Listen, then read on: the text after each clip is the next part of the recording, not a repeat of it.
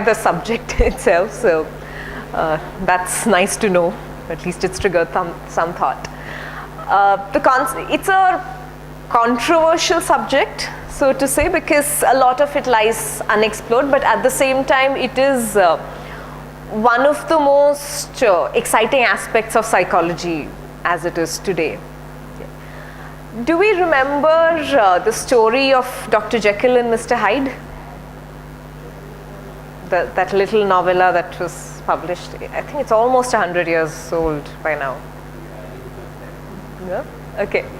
There was this little novel which was also converted into a film about Dr. Jekyll and Mr. Hyde. The setting is in the Victorian times in England, and of course it's a fictional story, but at the same time it is now used very often in psychological literature in terms of as almost a real depiction of the concept of the persona and the shadow.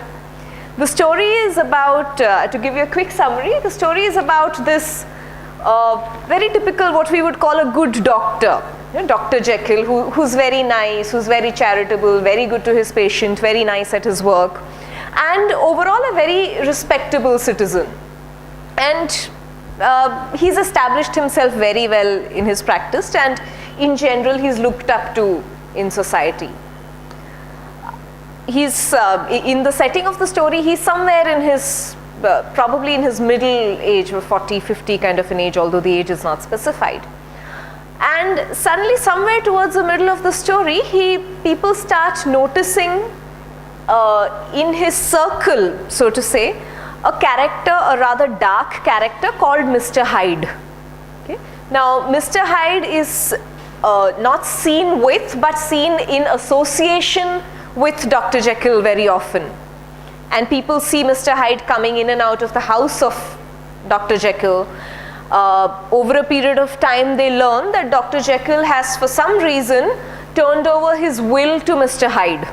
So he's relegated all his property and things to Mr. Hyde, and which people in Dr. Jekyll's circle are a little concerned about who is the stranger and why the need to really do all of this. After a while, people start noticing things like Mr. Hyde starting to be very mean, very vicious at times. There's one point in time where one night there is a person in the vicinity who notices that Mr. Hyde walks out at night, actually tramples a girl walking on the street, beats her up, and then goes back into Dr. Jekyll's house. And then the next morning there is a check which comes from Dr. Jekyll, signed by Dr. Jekyll, which goes to this girl's family saying that this is for the damage caused to the girl. So as a charitable thing from Dr. Jekyll, this is a compensation for the girl, and he offers to treat her as well if necessary. So these kind of events continue, and after a period of time there comes a point where this Mr. Hyde murders a person. So the kind of activities that are taken up by Mr. Hyde keep increasing in terms of viciousness, and he eventually murders a person, which is actually witnessed by one of Jekyll's servants. And very cold-blooded murder, he's not really bothered by it, he doesn't really feel guilty. Again, he's seen going back to Dr. Jekyll's house after the murder and being very calm and cool about it. After this episode, for some reason, people try contacting, his friends try contacting Dr. Jekyll, and he is not accessible. Servants say that he says that he wants to be secluded in his lab. He's locked himself up in a room in the house and is very uncommunicative. He doesn't want anyone else there. At the same time, there are a couple of letters which are found, correspondences from Hyde, and his old friends try and match it up, and they realize there's some similarity in the handwriting with Dr. Jekyll, but at the same time it's not really the same. Eventually they try getting him out of the room, it's not done, and after a few weeks they actually break into the room and find Hyde hanging, hung to death, it's obviously a case of suicide, and there is a note which again is in that handwriting which could be Jekyll or Hyde, in which Jekyll claims that it was very difficult for Jekyll to go back, Jekyll to come back, and therefore Hyde had to be killed. And then when they investigate back, there is this entire story of how Dr. Jekyll, apparently a few years ago, discovered aspects of himself that he did not like. And now he has the self-image, Dr. Jekyll had the self-image of being a very nice, charitable, social person, and he discovered that there were feelings that he had about wanting to be violent or wanting to be sometimes plain rude, not even necessarily violent, but he could not stand those feelings, and he had this thing about saying, how can I have this kind of a feeling? And therefore in his lab, being a doctor and having chemical knowledge, he tries to invent a serum, a chemical, which according to him would suppress that aspect of him. Now in that process of suppression, he keeps taking more and more of that serum, and in the process obviously gets immune to it to a degree where it gets the suppression is so high that the power that is given to the Hyde character, which is really Jekyll in the bad form, is so huge that the doctor needs more and more serum for Jekyll to come back. And then in the process, Hyde consumes Jekyll. So it's eventually the same character, what we would now talk of as a case of split personality coming out. Dual personality, the split personality. Now, this story helps us understand the concept of what we would call the shadow. Okay. All of us have a shadow because all of us have a persona. Okay. Now, the persona, or what we would in regular terms call the personality, each of us have a personality. Right? The persona is an aspect of us that we give light to, in literal terms, in the sense we try and cultivate a personality. Right? For example, we are taught in school to, let's say, be honest, do good things, speak well to people. Right? So those are things that we give light to, in the sense that we make an effort, we invest our energy in developing.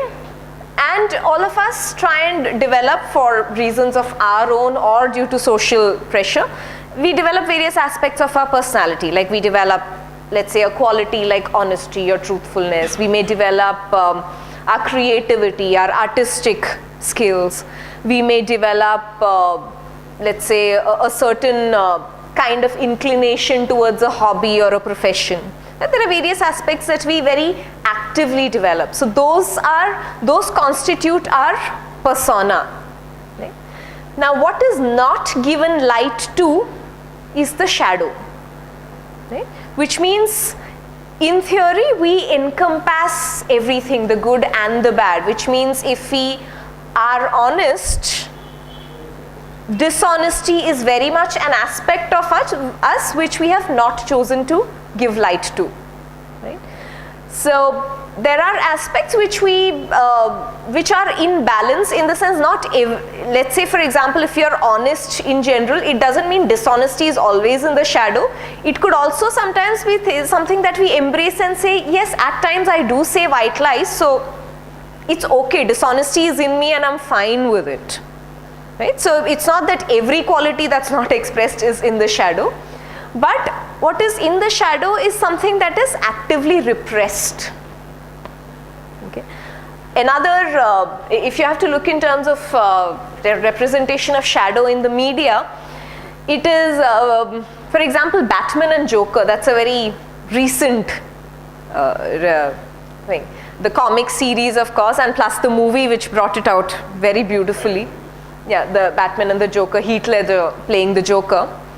And at the end of it, there is that one point where they say, you know, we can't kill each other, because if one has to kill the other, they have to kill themselves, because it's a part of the other. Batman is what you would call the persona and Joker is the shadow. Now, how do we discover our own shadows, and why should we discover it in the first place? Let's start with a quick exercise, and then I'll come back to why and how. Think about the person that you hate, or let's say if not hate, at least dislike the most It could be a person in your circle like friends or family, or it could be just a person that you know of, somebody that you've seen somewhere, or maybe a famous person, a politician, an actor, a film star, somebody. Think of a person that you really dislike, really hate, and try and pick one person. Okay, you don't have to share, so it's all right, just pick it up. No, you don't have to have many, just one is enough. Okay, it could be intense dislike, doesn't have to be hate. Okay. Now, think about the characteristics of this person that makes you have those feelings of dislike or hate.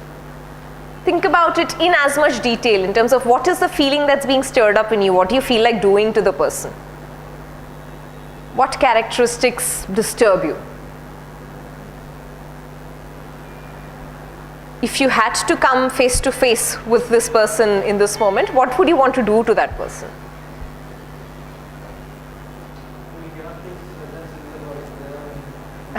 There could be many. You may want to identify their characteristics anyway. If there are many people, try and figure out, is there a distinction in what you dislike? Not so much degree will also help, but also the distinction. Do you think there are similar characteristics all across, or is there a dislike for different reasons?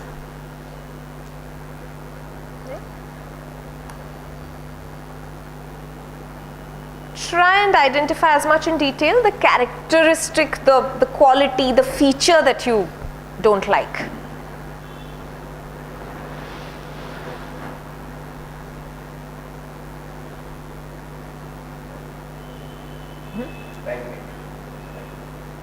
Backbite, as in hypocrisy, okay.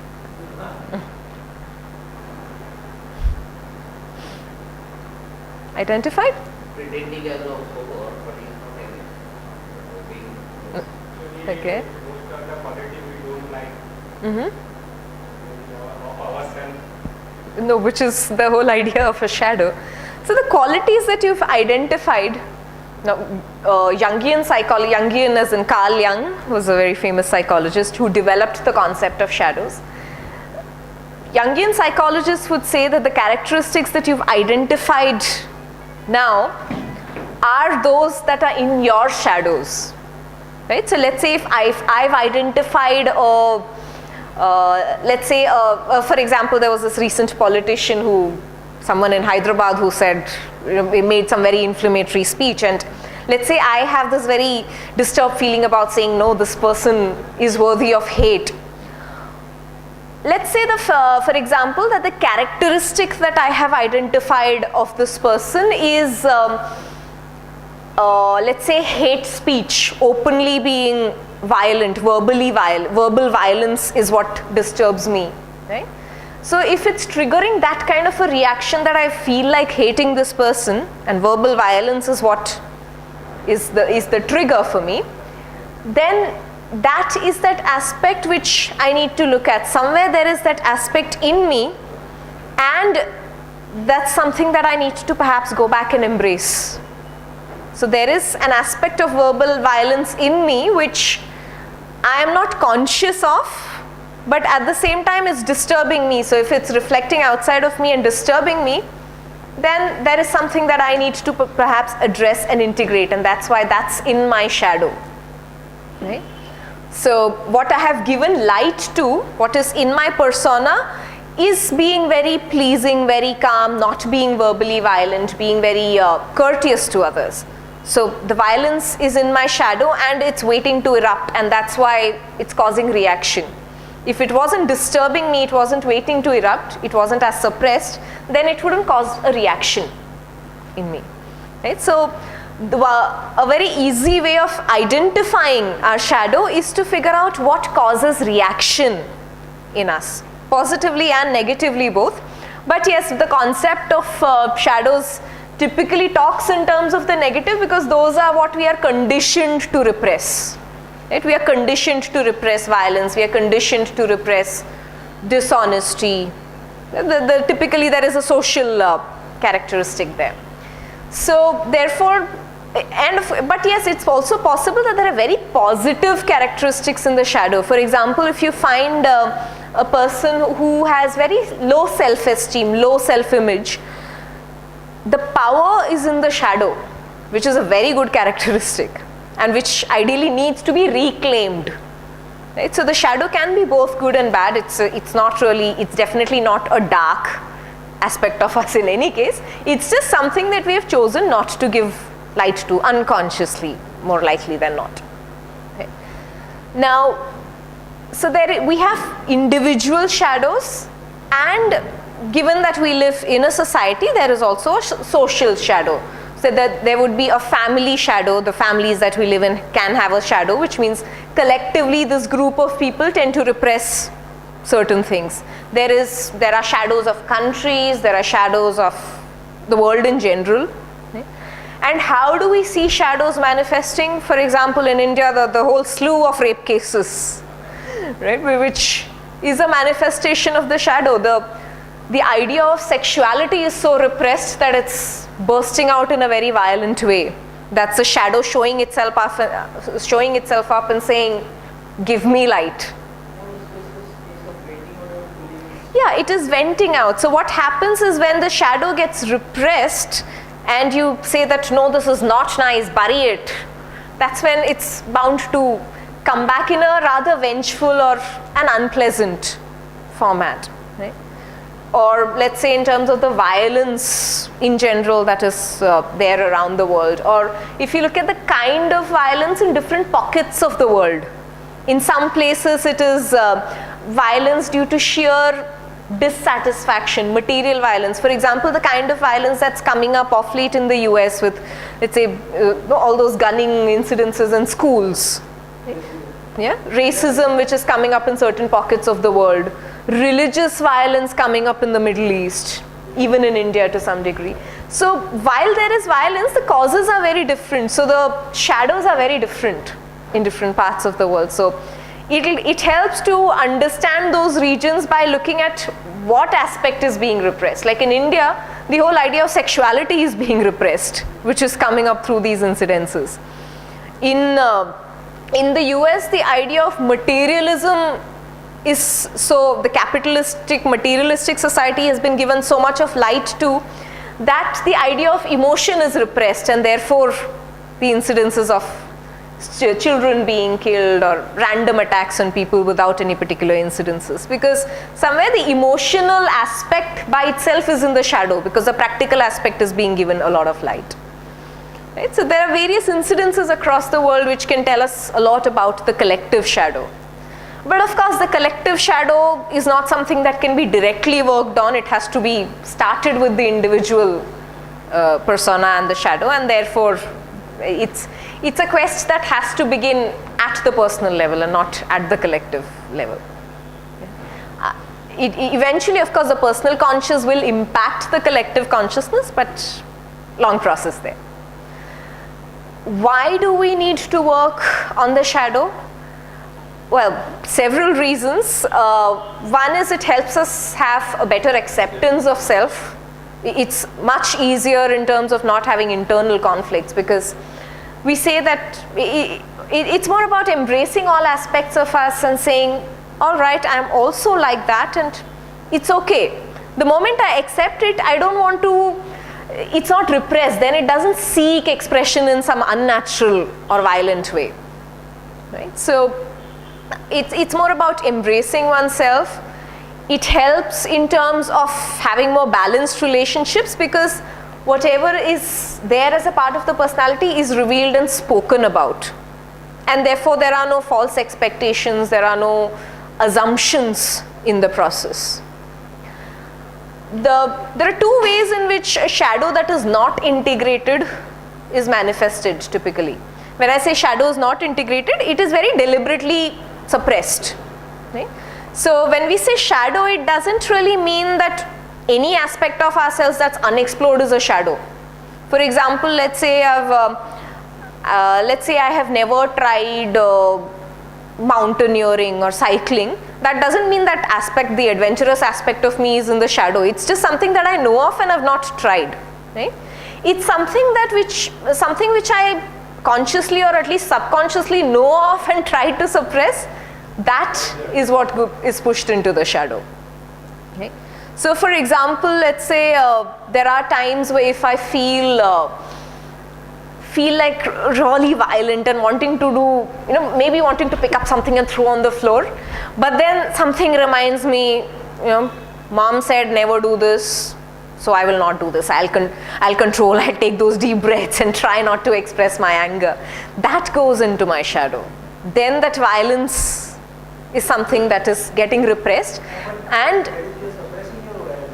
yes, I'm suppressing it, but the fact that it's come up and I'm not giving it vent and suppressing it is putting it in my shadow. Now, how do I ensure that I integrate it?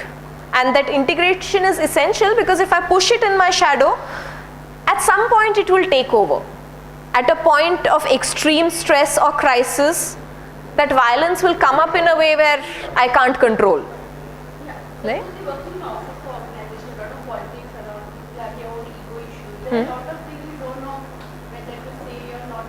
Yes. Yes.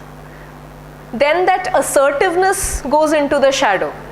So what happens in the process is, when we start literally creating shadows in this way through suppression, there are two ways in which it typically manifests. One is either in terms of feeling subjugated to it, in the sense you feel so heavy under the weight of it.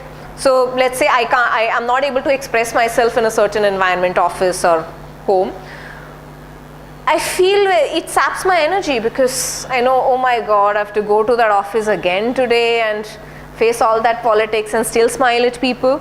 That weight is huge in terms of subjugation. It affects my physical health, it will affect our emotional well-being, and it causes huge amounts of stress. Right? So that's one way it typically tends to manifest. The other is in terms of outburst. Right? Outburst in terms of, it typically starts with reaction. So if I find that I'm suppressing my own reactions to some people due to, let's say, political issues or otherwise, then I'm bound to be very judgmental about people who do that outside of me. So I know that this is something that I can't do. I am not being assertive. So anytime I see someone in my environment who's not being assertive, I will judge and say, oh, this one is spineless. This one doesn't have any strength. Why can't this person speak up? Right? So somewhere my judgment, which is actually towards me, is reflected outside of me. And therefore I get disturbed by people who tend to reflect that shadow. Yes? Our normal reaction is fight or flight. Mm-hmm. Yes. And in today's time, like a small story. Go ahead. There was once one sage and his disciple walking through the forest. Mm-hmm. Suddenly one tiger came across. Mm-hmm. The disciple got very afraid. And he told, his first reaction was to fight. Mm-hmm. Like so that means they can protect themselves. Okay. The sage told no, not. The second reaction was to fly, run away. So sage again told nothing to do. They just Stood there and just meditate. Okay. Like it created a calm aura, and the tiger also feels safe. Yes. And the tiger went away. And the disciple got very puzzled. What happened actually? The tiger didn't attack us. The sage told, if we had fight with the tiger is more powerful. It would have killed us. Yes. And if we try to fly, the tiger can It would have overcome anyway. Yes. much faster. It can again got us. Like so, it requires somewhere the third response. Yes. Not to react. Yes, the third response, it's not to react, it's to face. There is a better. It's to be there in front of the tiger and say, I'm here, choose. Better. This is a story again. Yes, but it's a beautiful story, yes, I mean, which is... The tiger and both the disciple and she have a shadow vision of the positivity. See, the idea here is about saying something is attacking me. I have a response. The typical choice of response would be to be violent, attack, or to not face it and run away, right? Now, in running away, I'm rejecting the issue, right? In fighting also, I'm rejecting the issue because the message that I'm giving across is, I don't want you, right? Instead, the third response, as he says, is to say, all right, you're here, I'm here, what do we do? Right?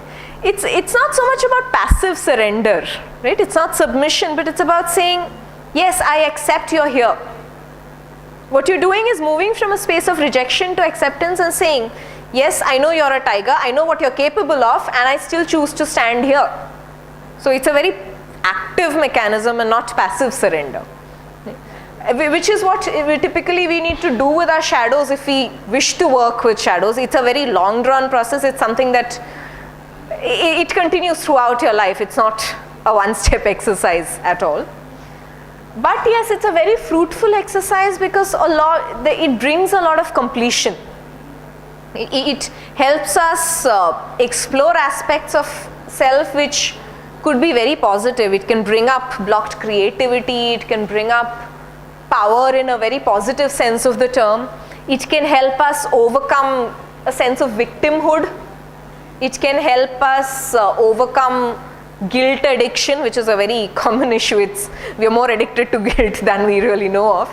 So all of these are aspects which can be overcome if we work with our shadows. Right?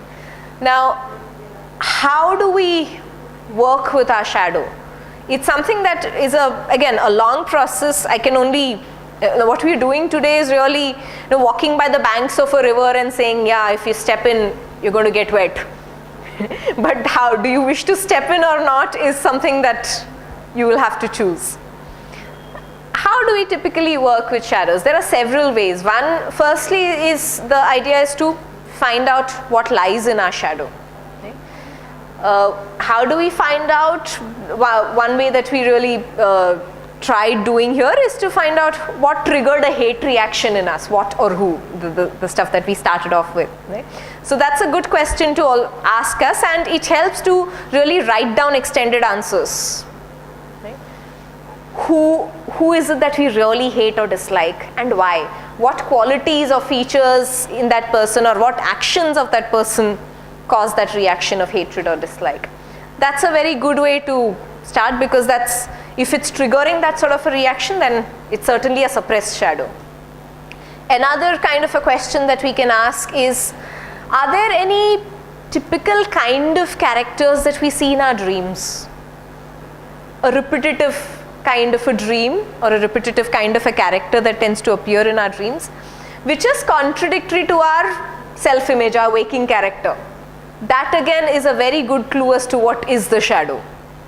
It's something that contradicts us. If you find that you're a person who's normally, let's say, meek or very quiet, collected, and you find this very outgoing, bold, brash character in the dream, that's a shadow which is talking to you and saying, all right, meet me now. You're not meeting me in the conscious state, so meet me when you're not conscious. Right? So dreams are a very powerful tool to express our shadow. Yet another way of expressing it, for those of you who are inclined to art, just pick up and again, you don't have to be an artist to do it, but pick up some colors and see what comes up. And the colors can give you a clue as to what sort of a thing is getting expressed. One is what color, one is what is it that you have drawn out of it, what is it that you've painted out of it. Does it look pleasant, does it look violent, does it look repulsive? What is it that is, what is seeking expression? That's another thing that you can look at. Yet another way is to simply ask yourself, what is it about me that I really, really, really wish to change? A very simple way, especially in this time period, is what was the New Year resolution you made? Right? That if it's something that you really wish to implement, then there's something in the shadow which is seeking expression there. Right? So these are typically the kind of questions you can ask. It really helps to write down answers, because if you think it through, sometimes things tend to get lost in terms of the detail. It is, yeah, writing is powerful because it's also a self-declaration, right? It's in front of you there. So, but yes, do it at a time when you're not influenced by noise and other people in the environment, because it's about touching a very deep aspect of yourself. So yes? Why do we need to discover this shadow? Is it to reach to our goal and to achieve whatever we want in our life?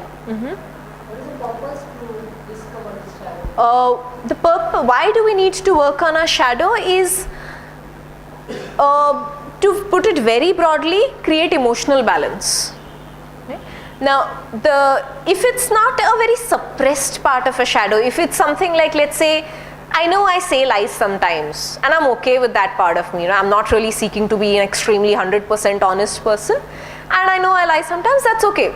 It's a shadow. There is some kind of dishonesty in the shadow, but it's easily dealt with. I don't really need to rake it up and bring it up.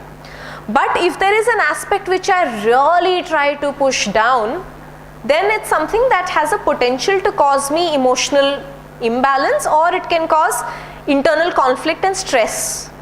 Sometimes it can manifest in terms of physical diseases.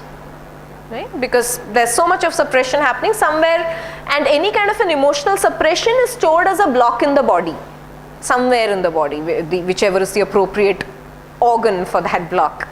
Right? So why would we want to rake up shadows is simply to figure out, is there a great imbalance, and if there is, then it's time to integrate it. See, when we integrate or do work with shadows, we're not talking of saying stop being that. It's about saying, yes, I can also be that, acknowledging it and saying, while I can also be that, it's okay, I'm fine with it, I don't judge that part of me. It's about, let's say for example, I have a fight with somebody and I'm in a murderous rage and I really feel like bashing up that person. Right? In that moment in time, I can either suppress it by saying, no, not right, right? I've been brought up saying violence is not right, I should not beat up people, or what if others see me doing this and there is a problem to my self-image, right? Now, in that process, I will suppress my shadow. Instead, if I have to embrace it, it's about saying, okay, this is what I'm feeling, and I'm going to tell the person that, you know what, I really feel like bashing you up, and I choose not to do it, but at the same time, I would want to express that emotion. Let me just pick up today's newspaper and tear it apart. You know, it's about saying that violence is okay, and there is a part of me which has the potential to be violent, and I allow myself to express that in a very conscious way. So when I'm doing it in a conscious way, I'm not going up and bashing up that person, but I'm doing a fairly, not harmful act of probably tearing up a piece of paper. But in that process, I'm saying, it's all right, there is an aspect of me that's violent, I embrace it, and therefore it will not seek expression in a way that's beyond my control. If I keep putting it down, then it's possible that it may come up in a way that I can't control it in the future. Yes? Yeah, actually, the second example is workable. Because first example, many times I have seen myself also cooking. It didn't work. First example as in not doing anything not about it. doing the same, and when the trigger is there, or something is there, unexpected. Yes. Actually, it's all burst out. Yes. Second way is more healthy also. Yeah, because it's about saying, yeah, it's okay, I'm capable of violence, I'm capable of rape, I'm capable of murder. Yes, see, because it's important to release that energy. Why does it go into the shadows? Because we're saying, this is not part of me. I don't want to have this, but then you can't reject it because it is an aspect of us. Why the persona and the shadow is because we are, that's a very basic principle of the universe that we are in. There are polarities. There is a plus and a minus and a 0 and a 1 and masculine and feminine. And therefore the persona and the shadow, there has to be that opposing forces to bring about balance. So therefore, if I am very calm and collected, there is a potential in me to be absolutely imbalanced and angry. Okay, the potential lies there, but it's about saying, okay, the potential is there. If ever it chooses to seek expression, I will give it controlled expression. Right? Instead of not giving it expression at all and saying, no, no, no, I'm calm, I'm calm, I'm calm. In that process, the more you dig it deeper, the more it will come out, no more forcefully it will burst out. So here it's about saying, acknowledging that yes, it's there and I'm fine with it. Right?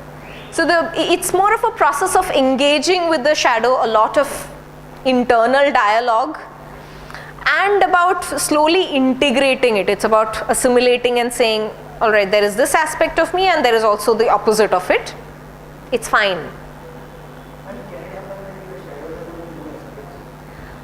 Shadows are?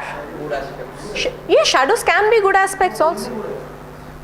Usually not. See, there is always a balance. Like monks and all these monks and guru people, Yes.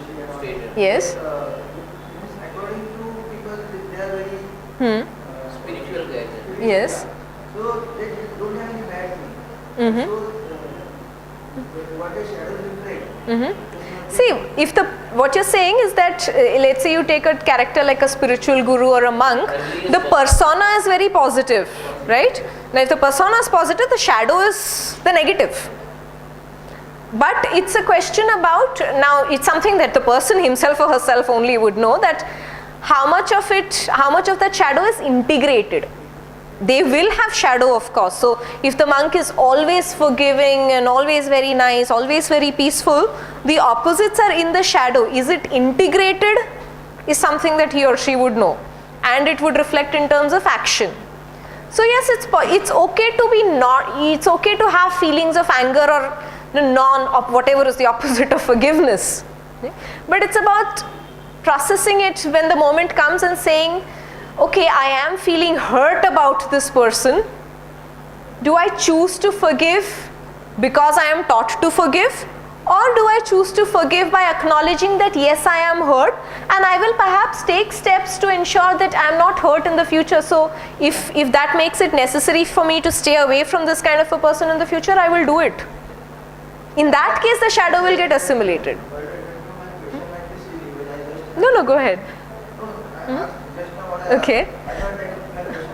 No, not at all. Now, see, what is reflected outside is the persona. So opposite would be the shadow. Okay? So shadows can sometimes also be very positive. So if the person is actually reflecting a lot of anger, if you find, let's say in your vicinity, somebody who's very short-tempered, very angry, the opposites are actually in the shadow, which can be reclaimed. You were saying something. Knowing the process of knowing your real self, or developing your inner sense, is it related to the shadow?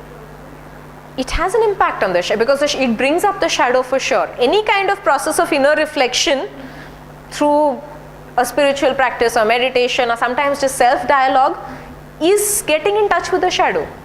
So yes, it will bring up aspects for consideration.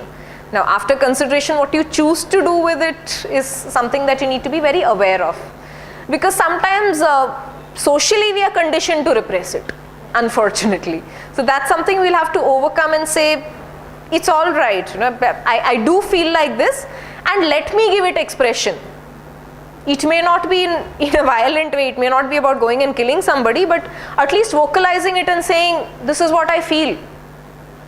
Because in that vocalizing, you've given it expression, so then it will not stay suppressed. It's about saying, I'm capable of this as well, and that's that. So I'm integrating the shadow into my personality. So it's about, in a sense, removing blind spots. Shadows are things about us that we don't know about. So it's about shedding more light into it so that the shadow is minimized, the more and more of it is in the personality. So the personality is very balanced in the sense that you know that the person has both good and bad and is willing to reveal both good and bad and make a conscious choice. So when you talk of a monk or a person who is very evolved, there are also people who will say, yes, I have both, and at the same time I choose one and not the other. Therefore there is no judgment about the fact that there is some. Why do we hear statements from these people saying, you know, let's forgive and that there is nothing to hold anger about and all of that? That comes from the fact that it's all right. It's in the shadow, and if I've accepted it in my shadow, then it's easy for me to accept it in somebody else also, and that's why they don't get disturbed by what's happening around them. Yes? How do you match shadow to the mind or soul or the body? How do you match? What it is exactly? Is it soul or is it body? Well, it's driven by the soul, but yes, we are dealing with it at the mental level, mental and emotional level. But we are going very deep. Deep into the personality. So we are reaching to the soul or what it is? Eventually, of course, you will. Any work that you do on self, even at the physical level, is reaching your soul So shadow eventually. is soul in other language. It's not your soul. It's an aspect of your persona. It's a part of the human form. Shadow is not your soul. We are not matching the shadow like the soul. No, not at all. No, not at all. Shadow is very much a part of the human persona. It's a very human trait. It's an extremely human trait.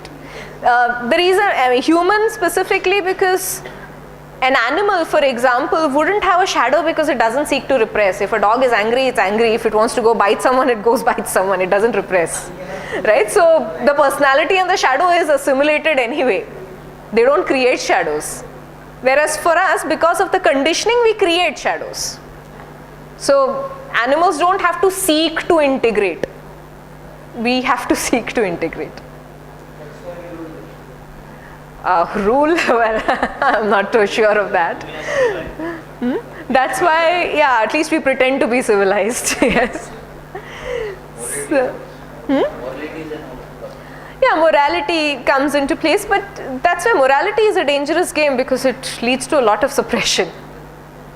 It actually helps to have a sense of personal honesty rather than morality, because morality can sometimes lead to a lot of repression, and when it bursts out in a very bad way, which we are seeing in the society around us. Actually, most of us, when we are small, like even when we grow up, our response is same, like childlike. We do only one response. If we get something, or we want something, or we don't get like childhood, like I am not able to. When we grow up, like we have better way also to respond Yes. to the same thing. We forget, Yes. we will take it one way. अगर मिला तो खुश होते हैं, नहीं मिला तो opposite. Yeah. So, which is a matter of the belief, right? There is a belief system which is built in childhood, and we stay with that belief system, which ideally should be evolved as we grow up. Which is where, again, that can contribute to the shadow. So let's say as a child I've been taught, you don't speak up to elders, right? You don't back answer somebody who's elder to you. So somewhere there is a belief saying, okay, elder to me, there's a script written, no talking back, right? So even if I'm angry at you, even if I logically know that the person is wrong, I can't talk back because the belief says no talking back. Now, as I grow up, I do have a choice to reevaluate and say that, all right, if I do want to present a logical argument to that person, I can do so respectfully. Right? That's a choice that I can make when I grow up, and actually replace that belief and say, it's okay to state the truth in a polite, respectful way without hurting anybody. But if I don't choose it, then I'm building my shadows, because something in me seeks expression and I'm saying no expression because some belief somewhere says that's not done. So yes, our beliefs do contribute to our shadows, for sure. It means that whatever it's a good desire or the bad desire, we need to express. So there should not be any negative shadows built inside human body like that. So what? See, it's about, yes, giving expression to all aspects of our personality without a sense of judgment about saying good or bad, because if it's there as a part of our personality, it's there, right? There is no point in suppression. For example, I mean, look at all those rape cases in India. The whole idea of sexuality is taboo. right? Sex can't be spoken about, it can't be expressed, it's not something that you talk about in public, it's not something that you share even with close people. So there is so much of suppression of that thing that it is seeking violent expression through rape. That's a collective shadow, right? They need to speak up. Yes, so it is all right to express it. If our children were taught through proper sex education to say, yes, it's normal and human and it's a biological function to have sexual feelings and it is okay to speak about it respectfully, then you wouldn't find it being expressed in a violent manner, because somewhere it will be expressed in a very respectful manner to whoever concerned.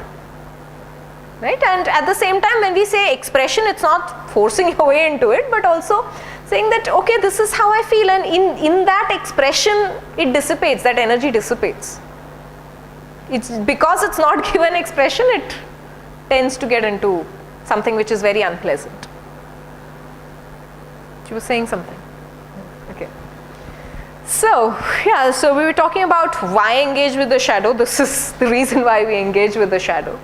How do we engage? Step 1 we spoke about, try and find what's in the shadow through asking yourself those questions, things like who do you hate, what do you dream about, what do you want to really change about yourself, what is it that you admire a lot in somebody else, right?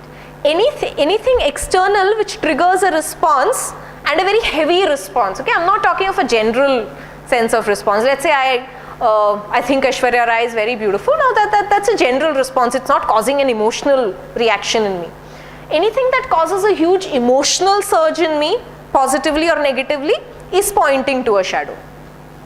Right? So think about environmental triggers which cause those responses. That's a huge trigger for you to lead into the shadow. The next step is to then start engaging with the shadow, and the more you engage, the process of integration goes deeper. Again, there are several ways to engage with it. A very simple way that you can do through some visualization is, and again I'll only explain the process because it's a very personal process. You will need to do it in your own sacred space and time. But one way of doing it is identify it first, and then when you have some time, sit in whatever is a meditative state for you. Now when I say meditation, not cross-legged closed eyes, but in a very calm collected space. If you feel like having music in the background, that's fine. And you can imagine, for example, you can have any visualization, but one very powerful thing that's commonly used is a campfire. To imagine yourself sitting in a campfire, a very nice, cool, collected place, safe place, in which there's a campfire, and invite your shadow to sit with you in that campfire. And then start having a dialogue there. It helps to have your eyes closed and sit in a closed room so that there is no disturbance in the process. Start having a dialogue right from asking your shadow, what's your name? Right? And the names could be, for example, angry so and so, or patient so and so, or creative so and so. It could be, because it's a shadow, right? It's representing some quality. So it might give you some name, or it might give you just a random name, which is fine. Right? So ask for a name, because then it's easier to build that dialogue. And then start having that dialogue largely about saying, where did you come up? When did you come up? In the sense that what was the incident which put you in the shadow? And you will eventually be guided to a memory of some incident, normally sometime in childhood or even early adulthood, which says this was when I was born, this was when I was created. Right? So ask the shadow, when were you created? When were you born? Why were you born? Who triggered? Or who influenced you? Who or what? It could be sometimes a situation, it could sometimes be a person that's triggered the birth of the shadow. What message do you have for me? What do you wish me to do for you? Do you want to seek expression in some way? Do you want me to simply accept and leave it at that? Do you want me to perhaps do something, say something to someone else and thus integrate you? Right? What do you want me to do for you? What is the gift you have for me? And trust me, shadows can bring us huge gifts. If they're positive shadows, it's amazing the kind of power that they can bring us. And typically for people who have blocked creativity, it's usually a shadow which is holding all that creativity and saying, I'll not give you this till the time you work on me.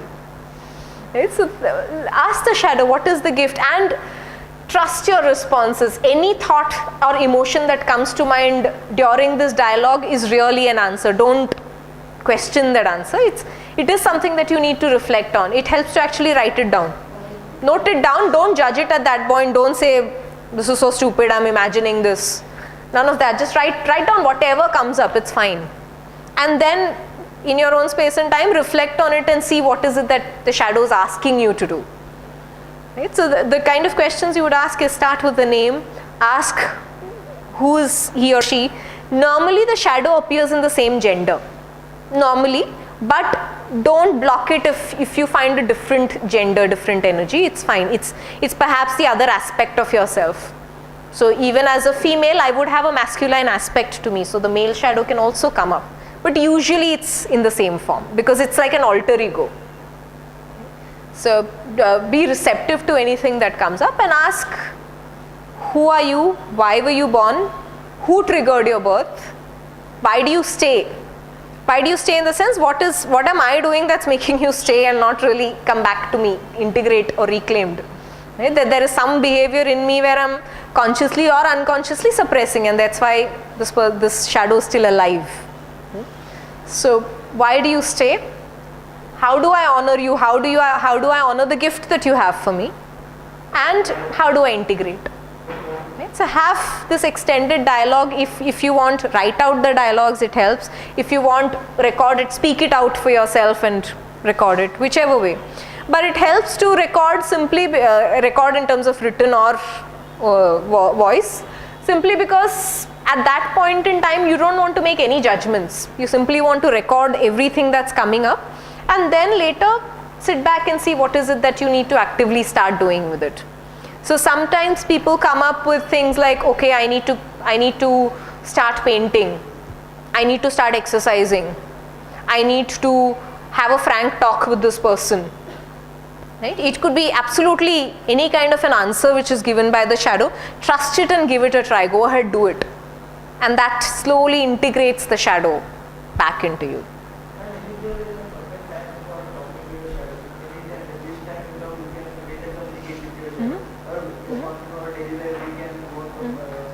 There's no perfect time as such, but then do ensure that it's a time when you're not really disturbed, and please don't do it if you're emotionally disturbed. If you just had a fight with somebody, don't sit for this exercise because that will influence you.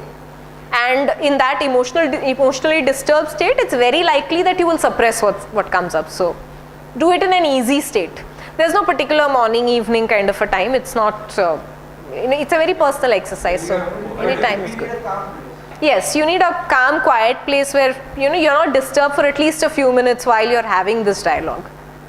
Yeah, of course, you don't have to do all of it at the same time. You can find your shadow first, then later have that dialogue, then later process that dialogue. So it's not a one-time exercise. It's something that you'll keep doing. But trust me, it's a hugely liberating process when you start integrating it, because then you access your strengths in various ways. For example, even if I reclaim a shadow that is actually anger, right? That anger can actually be very stimulating in terms of going out, doing something creative out of it. So reclaiming a bad shadow can also be very empowering. I mean, so-called bad shadow. I mean, technically it's not bad, it's just that in our judgment we say it's bad. So there is no there's no danger in reclaiming a shadow. Even if you're reclaiming the shadow of, let's say, even if I reclaim the murderer in me, it's fine. It's an empowering thing which says that, all right, tomorrow if I have to defend myself physically, I know I can do it, and that confidence can help me a lot. That doesn't mean it will make me a murderer tomorrow. It's just that I know I'm empowered, so I know I won't have to run if I am for some reason attacked. I'll be able to face it. So it's a very safe process, but a long one. And yes, a never-ending one in the sense, so long as we have a personality, we will have a shadow. So it's not an exercise that you can stop at any time. Yes? Actually, you told anger, if we are able to reclaim it. Lot of energy our is going towards that. It helps to reclaim because Same energy we can utilize. yeah. Because the kind of energy and effort we waste in suppressing our anger can actually all be redirected back creatively somewhere else, constructively. So yes, it makes sense to reclaim anger. It makes sense to reclaim all sorts of so-called negative things. You were saying something. So which disease, which are all diseases are your disease? Practically anything and everything, because Diabetes is there. see, most diseases are caused by some kind of blocker suppression. So So you say that the people should be aware about this. So instead of taking medicines, they can first do the no, trial. I wouldn't say replace medicines with it, but it can hugely complement medicines. Instead of starting, see, diabetes, they should not start immediately medicine. They should not go for that. With this, all this, to come up with the emotions. It can certainly supplement medicines, yes, because it quickens the process so much that you're actually addressing the cause in a way and not the symptom. So if the cause goes, then why the need for medicine?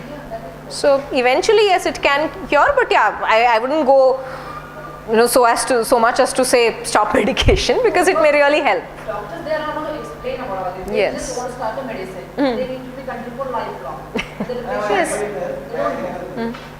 Sometimes now there are various disorders, mentally disorders. Yes. Doctor prescribes them some medicine. Those thoughts are suppressed by them. Yes. Okay. One is a lot of angry, lot of crying nature. The mother and father bring him, go with the doctor. Yes. Doctor prescribes some medicine, drugs, but that is not the only solution anymore. So what I mean is all this, to deal with all this is the perfect way. Talking to Yeah, it's a very holistic way because you're addressing the cause and not the symptom. sometimes So. there is no balance in this. Someone says that drugs are the important one, and others says that the spirituality is the shadows and all are the important. See, the thing is, the drugs can help in terms of, at least in terms of a palliative cure. It can control symptoms. See, the reason why medicines work is at least the symptoms don't go out of control. So I'm not saying chuck away medicines, but at the same time, it is necessary to address the root cause. So a psychological measure or a spiritual measure can address the root cause and weed it out. Whereas a medicine can only heal the symptom. I mean, unfortunately, the approach of modern medicine is such that it is meant to heal symptoms and not the cause. So, yeah, it certainly helps to explore on this path anyway. I also have some idea about the system. And you said that sexuality is not talked openly. But why it is not talked openly? It's a must. It's a must necessity for a student to have an education in his adolescence period. But then why this government is not bringing such reforms and only children? So think about the feeling that it's creating in you. Yes. So think about the feeling that it's creating in you and try and integrate it and say that, yes, it's fine, I'm angry. Now here you're very conscious of the anger. Okay, it's not really in the shadow, but what is in the shadow is something you'll have to reclaim. So if you're angry, then where is the calmness? Where is the acceptance of the situation? In reclaiming the acceptance, you will say that, all right, now that I accept the situation as it is, I am empowered to change. Now I'll go and do something about it. Yeah, I got it. My discussion was not relevant to the shadows. No, it's possible that there is if there is emotion coming up, it's possible that there is shadow coming up, but the shadow seems to be very positive in this case. The shadow is acceptance, because the personality is reflecting anger.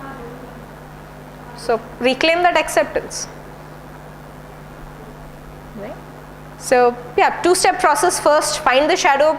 Second, start engaging. I just gave you one ritual of a campfire.